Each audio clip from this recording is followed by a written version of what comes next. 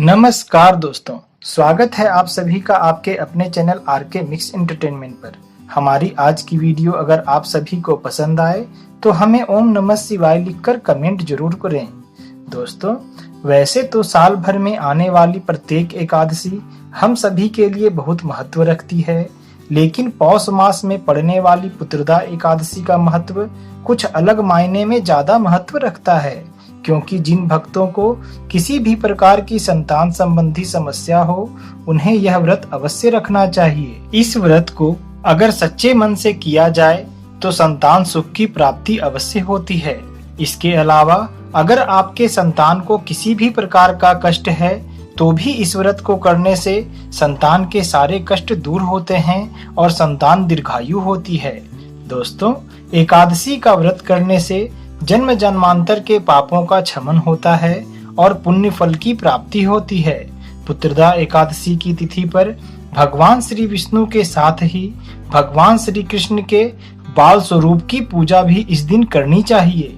और अगर आप निश्चित रूप से संतान प्राप्ति की इच्छा से इस व्रत को कर रहे हैं तो इस शुभ दिन में भगवान श्री कृष्ण के संतान गोपाल मंत्र का जाप अवश्य करें और एकादशी की शाम पर पीपल के पेड़ पर जल चढ़ाएं और शुद्ध घी का एक दीपक जलाएं।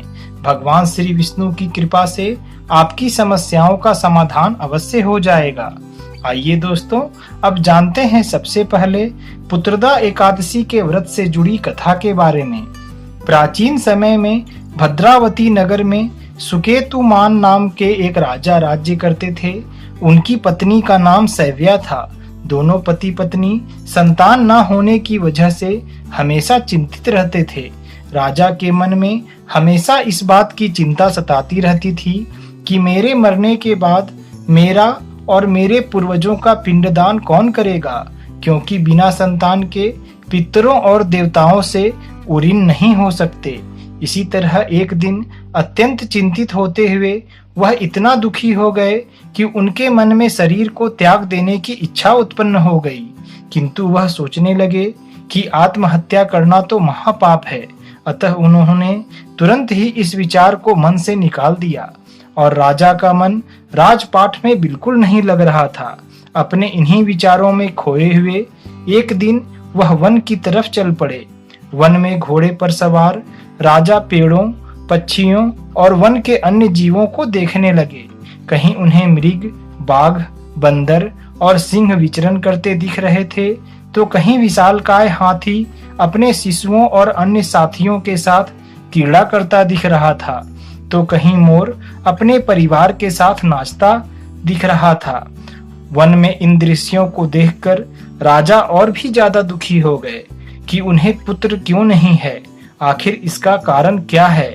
अपनी व्यथा मैं किससे कहूँ, कौन मेरी समस्या का समाधान कर सकता है। अपने इन्हीं विचारों में खोए हुए राजा को प्यास लगी। वह पानी की तलाश में आगे बढ़े। कुछ दूर जाने पर उन्हें एक सरोवर मिला। उस सरोवर के चारों तरफ ऋषि मुनियों के आश्रम बने हुए थे। पानी पीने के बाद राजा ऋषि मुनियों के आश्रम में जाकर बैठ गए। ऋषिवर उनसे बोले, हे राजन, आप कौन हैं और यहाँ किस कारण से आए हैं। राजा ने उन्हें प्रणाम करते हुए अपनी सारी व्यथा उन्हें बता दी। सारी बातें सुनने के बाद ऋषि ने उनसे कहा, हे राजन, अपने पिछले जन्म में तुम एक धार्मिक व्यक्ति थे, जिसके प्रताप से तुम इस जन्म में राजा बने हो। लेकिन अपनी एक गलती की वजह से तुम इस जन्म में संतान का सुख नहीं देख पा रहे हो। पिछले जन्म में तुम एक व्यापारी थे। एक दिन राह में चलते हुए अचानक से तुम्हें बहुत प्यास लग गई।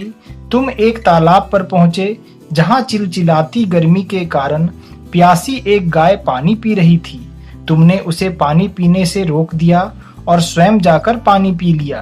तुम्हारा यह कृत्य धर्म के अनुसार बिल्कुल ठीक नहीं था। उस दिन एकादशी की तिथि थी। अपने अच्छे कर्मों के कारण तुम इस जन्म में राजा तो बन गए, लेकिन उस एक पाप के कारण अभी तक संतानहीन हो। ऋषिवर ने उन्हें बताया कि यदि उनके सभी परिवारजन और वह स्वयं पौष मास में आने वाली पुत्रदा एकादशी का व्रत पूर्ण विधि विधान से करते हैं तो उन्हें संतान की प्राप्ति अवश्य होगी। ऋषि के बताए निर्देशों के अनुसार राजा ने अपनी पत्नी और अन्य परिवारजनों के साथ मिलकर यह व्रत पूर्ण विधि विधान के साथ और नियम से किया और व्रत के पुण्य प्रताप से उनकी इच्छा पूर्ण भी हुई। उसी समय से आज भी पौष मास की पुत्रदा एकादशी का व्रत संतान प्राप्ति की इच्छा रखने वाले अवश्य करते हैं। आइए दोस्तों, अब हम जानते हैं पुत्रदा एकादशी के व्रत से जुड़ी पूजा विधि के बारे में।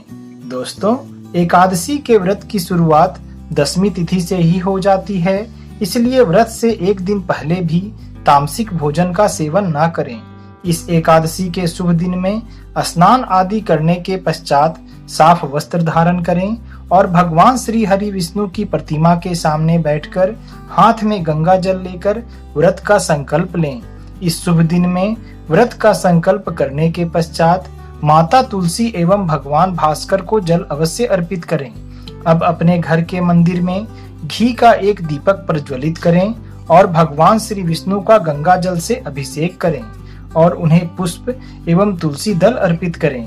दोस्तों, एकादशी के व्रत में पूर्ण दिवस का उपवास रखने से पहले अपने स्वास्थ्य का ध्यान अवश्य रखें और उसी अनुसार व्रत के नियमों का पालन करें और अपनी पूजा विधि विधान से संपन्न करें।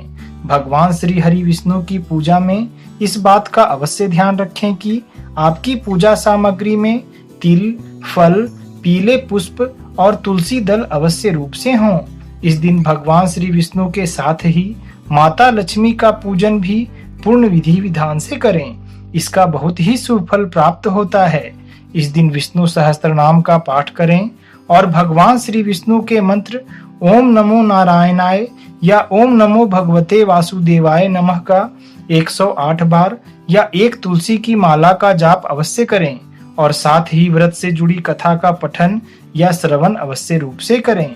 दोस्तों, एकादशी के व्रत के पारण पर अगर हो सके तो अपने आसपास के ब्राह्मणों को दान जरूर करें और उन्हें भोजन अवश्य रूप से कराएं। आइए दोस्तों, अब हम जानते हैं कि साल 2024 में आप पौष पुत्रदा एकादशी का पावन व्रत किस तिथि को कर सकते हैं। दोस्तों, साल 2024 में पौष पुत्रदा एकादशी की शुभ तिथि 21 जनवरी 2024 दिन रविवार को है। इस दिन एकादशी तिथि का आगमन 20 जनवरी को शाम के 7:26 पर हो रहा है तथा एकादशी तिथि 21 जनवरी को शाम के 7:18 पर समाप्त हो जाएगी। द्वादशी के दिन अर्थात 22 जनवरी दिन सोमवार को व्रत के पारण करने का शुभ समय सुबह के 7:14 से सुबह के 9:18 तक का है। पौष मास की पुत्रदा एकादशी पर भगवान श्री विष्णु की पूजा विधि विधान और नियम पूर्वक संपन्न करें। भगवान श्री हरि आपकी हर मनोकामना अवश्य पूर्ण करेंगे। दोस्तों, आज आप अगर हमारे चैनल पर पहली बार आए हैं तो इसे सब्सक्राइब जरूर कर लें ताकि आप सभी का अपार स्नेह यूं ही हम सभी से बना रहे। जय श्री विष्णु।